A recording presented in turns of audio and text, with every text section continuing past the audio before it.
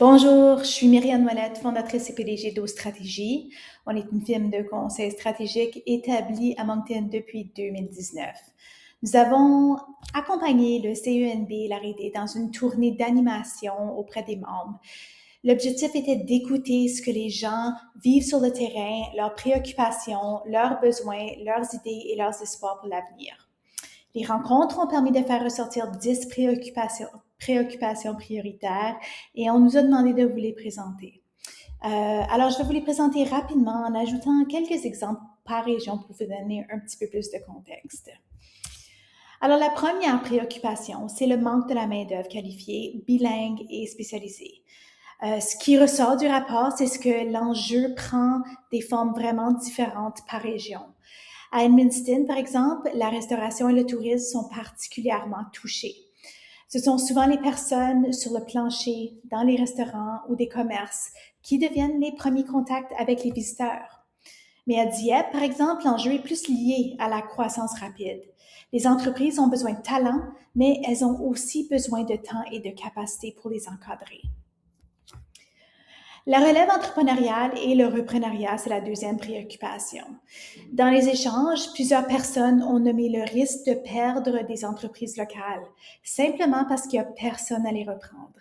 À Caraquette, on a entendu des préoccupations autour des baby boomers qui veulent léguer leurs entreprises, mais qui trouvent toujours pas de relève.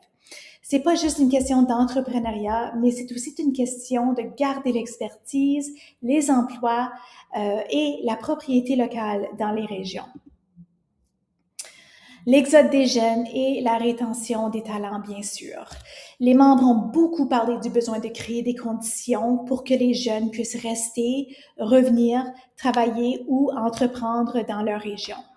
À Caraquette, on a aussi entendu que les jeunes peuvent parfois être intimidés dans des espaces de discussion avec des entrepreneurs qui sont plutôt établis. Alors la question n'est pas seulement comment attirer des jeunes, mais c'est aussi comment est-ce qu'on fait pour leur donner une vraie conversation ou une vraie place dans les conversations économiques. L'accès au financement et bien sûr la lourdeur des mécanismes. Dans toutes les régions, les membres ont parlé de délais trop longs, de garanties de prêts insuffisants et surtout des démarches qui sont difficiles à naviguer. C'est difficile de naviguer notre écosystème. On ne sait pas trop où rentrer, par où aller chercher de l'aide. Ce qui ressort, c'est que il y a des bons projets qui peuvent être ralentis, même abandonnés parce que le financement est trop complexe ou trop lent. À Caraquette, par exemple, certains échanges ont montré que le manque d'accès au financement peut limiter l'exportation, la croissance ou même la reprise d'entreprises locales. Certains ont même mentionné le fait qu'ils doivent s'incorporer au Québec au lieu du Nouveau-Brunswick. À la bureaucratie, la paperasse, la complexité des programmes. Les membres ne disent pas qu'ils ne veulent pas utiliser les programmes, mais ils disent qu'ils sont parfois, c'est lié à l'autre, là, parfois difficile à comprendre, que l'information est dispersée, puis ça prend beaucoup trop de temps à faire les démarches.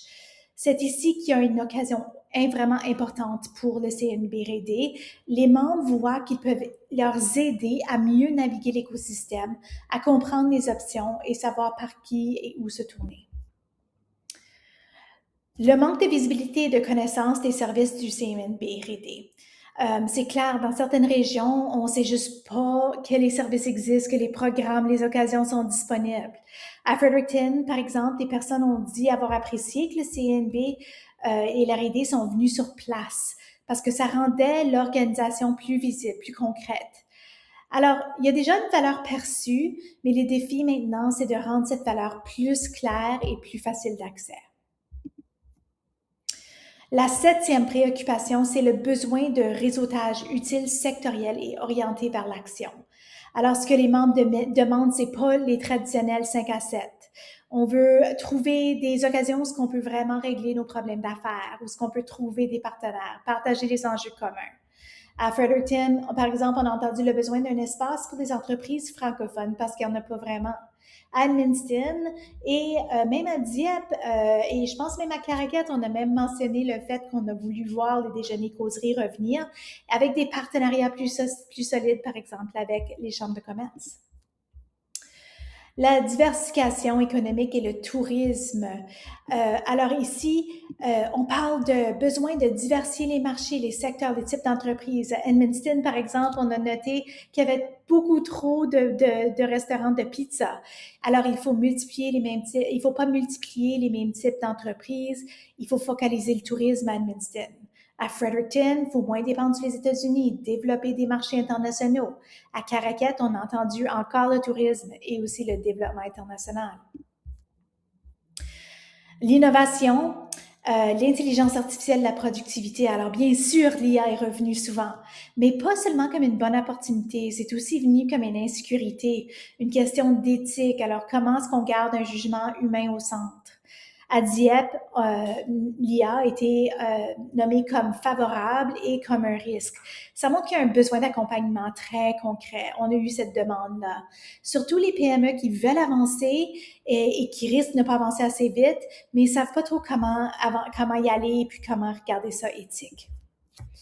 Finalement, la vitalité francophone, le bilinguisme, l'intégration des nouveaux arrivants. La francophonie est à la fois une force identitaire et un enjeu économique. À Dieppe, bien sûr, on a entouré d'anglophones, on a parlé de la peur de perdre le français et le fait qu'on doit utiliser le français comme langue d'intégration. À Fredericton, la réalité est différente, mais semblable quand même. Le bilinguisme est un avantage, mais la nécessité de parler en anglais peut devenir un frein pour certaines personnes francophones. Il faut être capable d'être clair qu'il faut être bilingue. À Edmundston, il faut parler en anglais, même si on voit que la région est plutôt francophone. En résumé, les membres veulent des services visibles, simples, concrets et adaptés aux réalités régionales. Ils veulent être mieux connectés, mieux accompagnés et mieux représentés. Ils veulent mieux comprendre l'écosystème, puis ça revient tout le temps.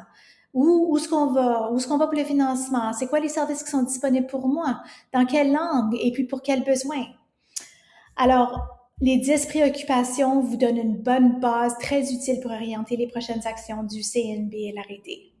Merci beaucoup pour la confiance et au plaisir de poursuivre la réflexion avec vous.